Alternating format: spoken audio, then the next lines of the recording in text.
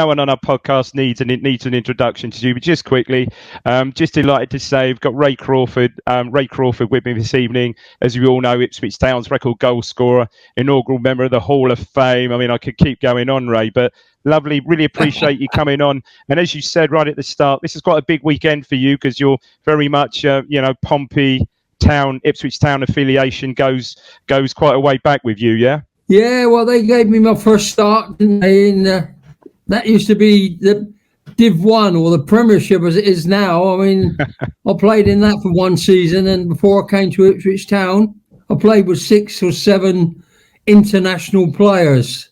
Yeah. Playing for Wales, England, Northern Ireland, Yeah. Fantastic to be brought up with them players. And obviously yourself proudly representing your country as well.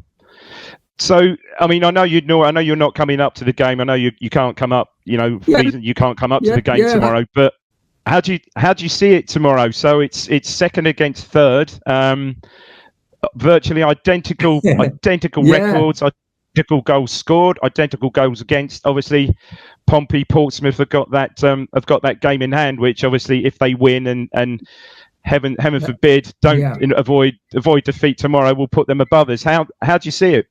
I personally think it's going to be a draw again. I think it'll be 1-1. Both teams will be going for it. But I just think that they don't like to get beat by one another. No, I think it's fair to say that. I mean, are you? What's the sort of feeling there? I know, and he'll be doing the commentary tomorrow for your local radio, and Andy Moon, no doubt, will he? I guess. Yeah. Yeah. What's the general feeling? I mean, the fans must be delighted with Portsmouth's start. Yeah. I think so. Yeah. I mean, I speak to quite a few of them, and they're really up for it. And this weekend, I mean, you got the full quota of supporters coming up, so that just shows, they're behind the team. I mean, it's amazing. I mean, tomorrow Ipswich is one of these games. There's 3 games in October. Pack out Portman Road, so there's ticket packages on offer and trying to get the fans in. Not that they need to, because they're getting fantastic support. But apparently, Ray, can you imagine it? I know you've played in front of, but 28,000 at Portman Road tomorrow. It's going to be good, isn't it? Oh, it's fantastic atmosphere when you get that many behind you, the supporters, and you get that feeling, with the supporters, and you think, well, I don't want to let them down. And I think it'll be a good game, really good open game. And I think both teams will be a bit worried about getting beat. That's the only thing I think about. They won't want to get beaten, either side. Which makes me think it's going to be a 1-1 draw.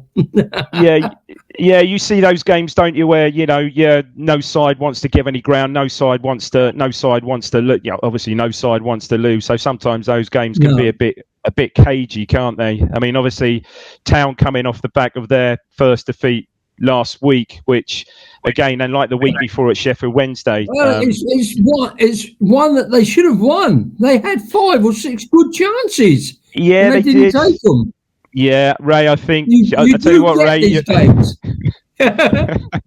I think we needed someone of your caliber up there. I think you'd have probably gobbled up at least a couple of those. But yeah, I mean, I think that's happened in the last 2 weeks. I mean, the week before, Sheffield Wednesday away, obviously again another top 6 rival, and for 60 I went to that game for 60-70 minutes. We absolutely bossed the game, and then conceded a goal. I think last week's game slightly different. Plymouth are a decent side. Plymouth have really obviously got a fantastic home record, and I mean you probably saw the goals, 2 fantastic goals that ultimately beat us. But again, disappointing to be, as you say, if we'd have taken 1 or 2 of those chances before they scored, the game's over. Yes. With 20 minutes to go, isn't it? So I think you're right. I think we just have to be a bit more ruthless, a bit more clinical in front of goal. But each player that gets a chance always wants to score. There's no people saying, "Oh, he don't want to score." Of course, he does. If you're a footballer, you want to score a goal. You want your name put all over the place. You want your supporters calling your name out, and you know, for scoring a goal, not for missing one. I missed a few in my day. I wasn't that great. But I saw that the statistics would say otherwise, Ray. But I'm sure. You. I mean, it's the old goal score. I do like to repeat my record. I've got 228. We know. Yeah, I was only talking to someone about this the other day. Never, I don't think, Ray. I think that record will certainly stand the test of time, my friend. It Absolutely will. You will later on get someone who will get some goals, and I hope they do. Yeah, no, I think not to that level. I mean, it's a bit like England, where look, Bobby Charlton's record lasted forever, didn't it? Absolutely ever, until Wayne Rooney beat it, and now obviously Harry Kane is just going to take it to a whole nother level, isn't he? But But and he takes a good penalty. Oh, gee, he certainly does. Yeah, of course, you didn't take penalties. That was your partner that took the penalties, of course. You know what? I took two for the Town. I scored one and missed one. And Sir Alf Ramsey come in at half time when I missed one and said, "You will never take a penalty again." I think the goalkeeper had to run out and collect the ball. It was so bad. It wasn't true. Well, surely, when to allow you to take a penalty, surely your striking partner must have been injured, or was that before he came? Yeah, well, I think what had happened, he'd been out injured, and he came back, and he wasn't very confident. He didn't want to take the penalty.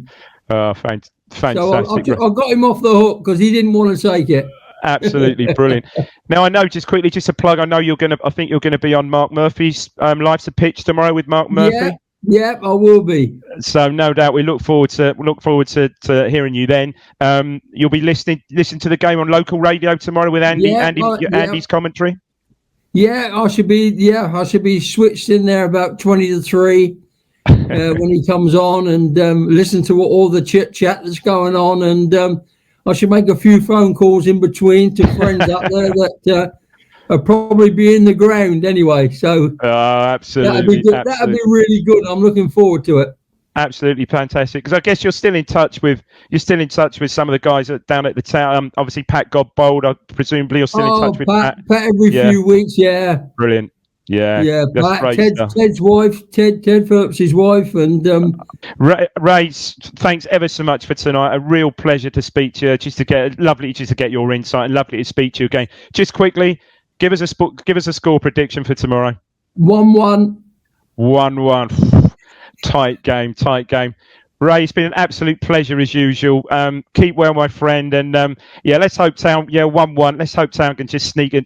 I'd say a 2-1 Town win. Odd goal in 3. That'll do. Of course, you've got to.